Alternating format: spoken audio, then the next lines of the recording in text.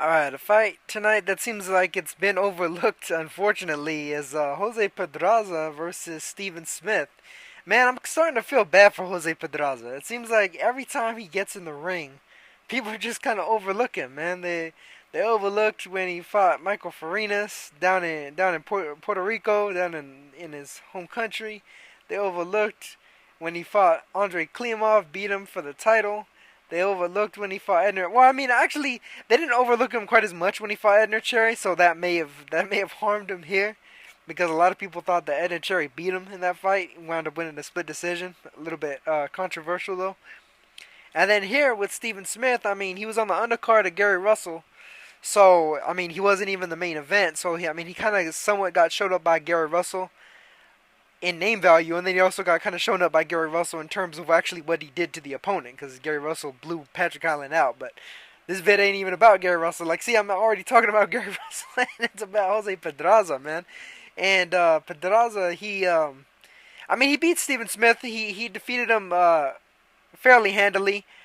Um, Basically, a pretty clear decision, competitive though, but it's not like the type of fight that would, the type of performance that really like lights the world on fire. This is a guy that got stopped by Lee Selby, who isn't even necessarily a big puncher.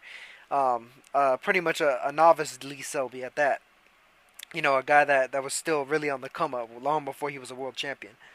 Back in the UK title days, basically. And Pedraza, I mean, he did well. Controlled the early rounds, dropped a couple in the middle as Steven Smith was coming on. Smith was giving him some interesting awkward angles. But Pedraza, I mean, came through.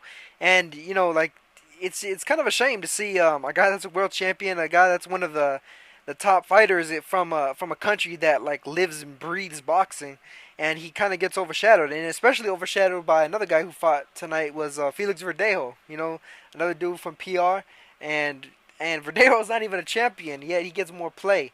But I think a lot of that also has to do with the fact that Verdejo is constantly in fighting in Puerto Rico, like, lately anyway. I mean, Pedraza's fought there a number of times, but it doesn't seem like he's been as well promoted. It's a weird thing. I mean, it's a funny thing. I don't know if Pedraza just doesn't have the personality, the bombastic personality that really attracts the crowds and stuff. That's entirely possible because for Verdejo, like he's one of those guys that he's very passionate. He has a lot of passion in his style and in what he does in there. Pedraza's a lot more technical. He's a lot more Juan Manuel Marquez than he is Marco Antonio Barrera. He's more Marquez than he is Morales.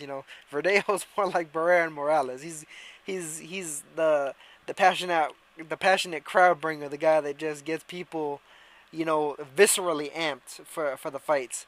But I mean, Pedraza's a good fighter. Unfortunately, due to that decision with Cherry on the controversial side of things, he isn't necessarily the top fighter in his division, 130 pounds, but he's in a very packed division. 130-pound super featherweight is a very packed division. If he manages to get fights with any of the other world champions, I mean, any of those fights are huge fights. You got Lomachenko just signed to fight Roman Martinez. This is a big fight. Miguel Berchelt is still out there trying to get his mandated shot at Roman Martinez. You got Salido still out there. I think Pedraza versus Salido would be a definite good fight. Salido has his name has a lot of cachet, just by virtue of the fact that he's fought damn near anybody and everybody that's had a name at 126 and 130 pounds over the last several years. Guerrero, Gamboa, Marquez, and so on. Shit, Turts at Koki Gym. Matter of fact, hey, Turts at Koki Gym would actually be a pretty good fight. I'm not sure if he wants those kind of problems though, man. Koki Gym, that ain't a boxing match. That's a fight. I mean, every bit as much as it is with Salido, but you're not getting as paid as much as you would for Salido. Anyway. But I mean, or even Javier Fortuna, that'd be a good fight too. That'd be an all PBC clash. Um, Not sure what's gonna loom in the future for him. Possibly even Walters. I'm not sure what Walters' status with Top Rank is at the moment. I know he was trying to leave, but we'll see how that goes. But I mean, props to Pedraza. He racked up another win. He's kind of on the tortoise side of things. Slow and steady wins the race. he's getting through it. You know, he's making his mandatory defenses as he should, as a champion should, and he's getting the W's. It'd be nice to see him rematch Edna Cherry. Maybe put that to rest a little bit. You know, it'd be nice to see if he could beat him again, put all that speculation to rest, and then try to move on with his career.